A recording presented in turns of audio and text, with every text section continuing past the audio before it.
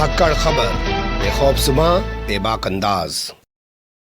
धाकड़ खबर के news room से मैं आपके साथ हूं अकरम रईस खान। एक के बाद एक 3 वीडियो आपके सामने रखने जा रहा हूं जिन्हें देखकर आप अंदाजा लगा सकते हैं या ये कह सकते हैं कि साफ तौर पर दिखाई दे रहा है कि भारतीय जनता पार्टी के जो नेता हैं, जो मंत्री हैं, वो सीधे तौर पर गुंडई पर उतर आए हैं। संवैधानिक सीट पर बैठकर किस तरीके से गुंडों की भाषा बोल रहे हैं। पर मुझे लगता है उन वीडियो के बारे में आपको बताऊं उससे पहले इन वीडियो के सामने आने के बाद जो सवाल पैदा हुए हैं उन पर कुछ नजर डाल लेते हैं। पहला सवाल ये पैदा हुआ है कि देश के प्रधानमंत्री नरेंद्र मोदी पूरी तरह खामोश हैं। आप जानते हैं उत्तर प्रदेश के लखीमपुर खीरी में किस तरीके से मौतों का आंकड़ा लगातार बढ़ता जा रहा है। आंकड़ा पहुंच गया है 10 पर, जिसमें से 5 किसान बताए जा रहे हैं, 3 भारतीय जनता पार्टी के नेता बताए जा रहे हैं, 1 मंत्री के बेटे का ड्राइवर बताया जा रहा है और एक पत्रकार का भी नाम उसमें शामिल हो चुका है। लेकिन फिर भी मीडिया और उसके दलाल चटकार दंगे पत्रकार को कोई फर्क नहीं पड़ रहा है। यानी कि आप सोचें कि पत्रकारों की मौत हो गई है और उसके बाद इनका कोई जमीर जाग जाएगा तो इनको कोई फर्क नहीं पड़ रहा है। ये फिर भी सरकार की चापलूसी में लगे हुए हैं, पूरे मामले पर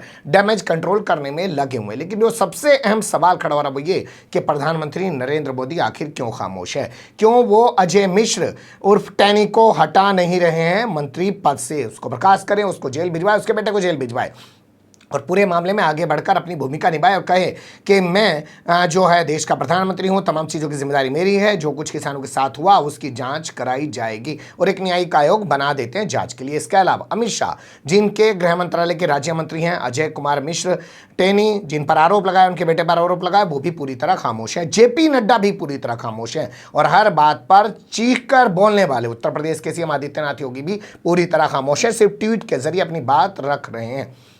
इसके अलावा आरएसएस के जो बड़े लोग हैं वो भी इस पूरे मामले पर खामोश हैं। यही नहीं, जो उनका किसान संगठन है वो भी खामोश है। मायावती की बात काफ़ी महत्वपूर्ण लगती है जिसमें उन्होंने कहा कि सुप्रीम कोर्ट को इस बात पे संज्ञान लेना चाहिए, तो सुप्रीम कोर्ट भी खामोश दिखाई दे रहा है और हाई कोर्ट भी खामोश दिखाई दे रहा है। जबकि वीडियो गवाही दे रही है चीख चीख के कि जो कुछ हुआ किसानों के साथ ये वही है जो दिल्ली में शाहीन बाग चलने के बाद किसान दंगों के रूप में सामने उभर के आया था। वैसा ही किसान आंदोलन के चलते लखीमपुर खीरी में जो किसानों की हत्या की गई है वो सब कुछ वही स्टोरी है। उसी तरीके से तमाम चीजों को प्लांट किया गया है। आपको यकीन नहीं आ रहा हो तो सबसे पहले उसी गृह राज्य मंत्री जो अपने आप को अजय कुमार मिश्र टेनी बता रहा है, कह रहा है मेरे बेनीपुर गांव में 40 साल से प्रोग्राम होता है और उसी में शामिल होने आ रहे थे डिप्टी सीएम केशव प्रसाद मौर्य। जानते हैं पूरा बवाल इतना क्यों फैला है? तमाम जितने अधिकारी हैं वो लोलो पोचो करने में लगे हुए थे केशव प्रसाद मौर्य की। अगर वो सही से समय पर तमाम चीज़ों को कंट्रोल कर लेते तो शायद बवाल इतना बड़ा ना फैलता। लेकिन फिर भी आप वो वीडियो सुनिए, उसी में जो तमाम शब्द हैं एक एक शब्द आपको बता देगा कि ये क्या गृह राज्य मंत्री की भाषा है जिसके जिम्मे देश की आंतरिक व्यवस्था का जिम्मा है। आप जानते हैं ना, भाई रक्षा मंत्री है वो तो देश की सीमाओं की रक्षा करेगा, गृह मंत्री जो होता है वो देश की आंतरिक सुरक्षा करेगा। तो ये क्या आंतरिक सुरक्षा करने वाले गृह राज्य मंत्री की भाषा हो सकती है जो कह रहा है कि मुझे सिर्फ सांसद मत समझो, मुझे विधायक मत समझो, मुझे मंत्री मत समझो, मेरा इतिहास भी देख लेना, अगर मैं अपनी पे आ गया बलिया तो क्या लखीमपुर खीरी भी छोड़कर भाग जाओगे। सुन लीजिए उसकी जबानी। 11 महीने हो गए। मैं ऐसे लोगों को कहना चाहता हूं कि सुधर जाओ, नहीं तो सामना करो आके, हम आपको सुधार देंगे। 2 मिनट लगेगा केवल। मैं केवल मंत्री नहीं हूं, ये सांसद विधायक नहीं हूं। जो विधायक व सांसद बनने से पहले मेरे विषय में जानते होंगे उनको यह भी मालूम होगा कि मैं किसी चुनौती से भागता नहीं हूं। क्या ये वीडियो काफी नहीं है जो लखीमपुर खीरी में हुआ? क्योंकि ये यहीं से सांसद है, यहीं क्या मंत्री है, इसी के पैतृक गांव में प्रोग्राम था जिसका विरोध कर रहे थे किसान और किसानों को गाड़ियों से कुचलकर मौत के घाट उतार दिया गया।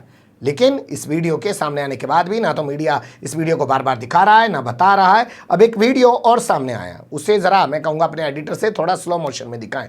किसान काले झंडे दिखा रहे हैं, प्रदर्शन कर रहे हैं, वहीं से मंत्री गुजरता है, किसानों को किस तरीके से चिढ़ाता हुआ ये जा रहा है। इस वीडियो को जरा स्लो मोशन में आप फिर से बार बार रोक के खुद भी देखिएगा, आपको अंदाजा हो जाएगा। यानी कि एक तरफ तो मंच से बयान दे रहा है, वो बयान इसका कई दिन पुराना बताया जा रहा है, और ये वीडियो कल का सामने आया जिसमें सीधे तौर पर किसानों को चिढ़ाते हुए जा रहा है। कौन है? गृह राज्य मंत्री जिसके जिम्मे देश की आंतरिक सुरक्षा है। अब आपके सामने बात कर लेते हैं हरियाणा के मुख्यमंत्री। मनोहर लाल खट्टर की, कम थोड़ी है कोई किसी से।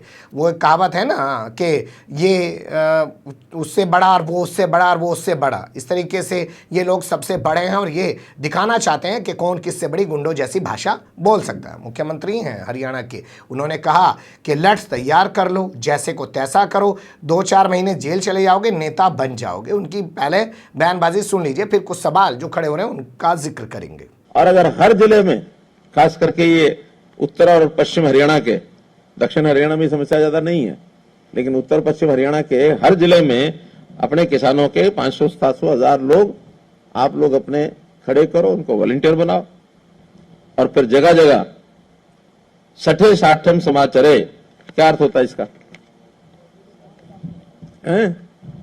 60-60 समाज चले, क्या अर्थ होता है? कौन बताएगा?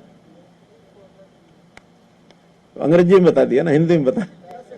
जैसे को तैसा, जैसे को तैसा। ठालो ठंडे हैं? ठीक है, नहीं वो भी देख लेंगे।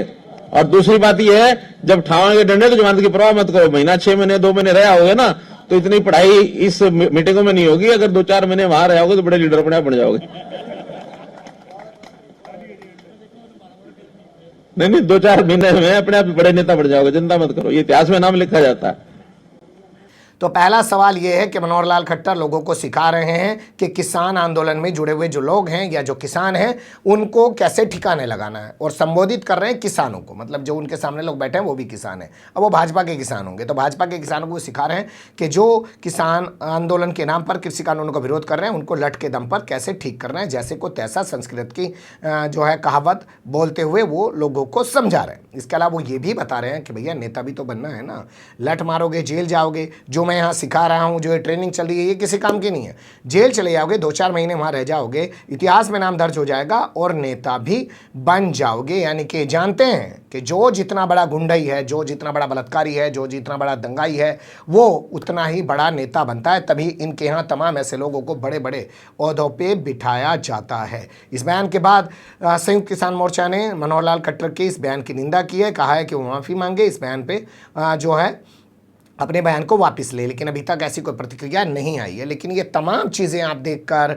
ये ज़रूर कह सकते हैं कि गुंडई की तस्वीरें साफ तौर पर दिखाई दे रही हैं, लेकिन फिर भी कोई एक्शन नहीं लिया जा रहा है। शायद इनको गुमान है कि हम लोग फिर से सत्ता में आ जाएंगे, क्योंकि हमारे पास धर्म की पुड़िया है, वो तो अभी दिखानी बाकी है। देखा था ना कुछ दिन पहले दिखाने लगे थे राम मंदिर का जगह समतल हो गया, मंदिर बनेगा, रामलला कहाँ स्थापित हो गए। और उसके बाद अब देखिएगा 7 तारीख को जब नवरात्र शुरू होंगे, देश के प्रधानमंत्री 4 धाम यात्रा पे वहाँ पहुँच जाएंगे और मंदिर से पूजा अर्चना करते हुए उनकी तमाम तस्वीरें दिखाई जाएंगी, तो बताया जाएगा कि देखो ये धर्म को बढ़ा रहे हैं। 2-4 लोग तो जो है हमेशा से मरते आ रहे हैं। पहले लोग CNG PNG लेने के लिए लाइन में खड़े होकर मर जाते थे, अगर आज मर गए हैं तो कौन सी आफत आ गई है। वैसे इनका ये एक पुराना चरित्र है, इस तरीके से किसानों की हत्याओं के मामले का और लखीमपुरी खीरी का भी एक पुराना इतिहास रहा है। क्या है वो पुराना इतिहास और क्या है किसानों से जुड़ा हुआ इनका पुराना इतिहास कि किसानों पे किस तरीके से पहले भी ऐसे अत्याचार कर चुके हैं। अगली खबर मैं आपके सामने रखूंगा, उसको देखिएगा ज़रूर। फिलहाल कमेंट्स के रूप में आप लोग अपनी राय दे सकते हैं, खबर को लाइक कर सकते हैं, चैनल को सब्सक्राइब कर सकते हैं और ज़्यादा से ज़्यादा हमारी खबरों को शेयर कर सकते हैं। फिर ऐसे ही किसी सुलगते हुए या उलझते मुद्दे लेकर मैं आपके सामने हूँगा हाजिर। फिलहाल में मुझे दें इजाज़त।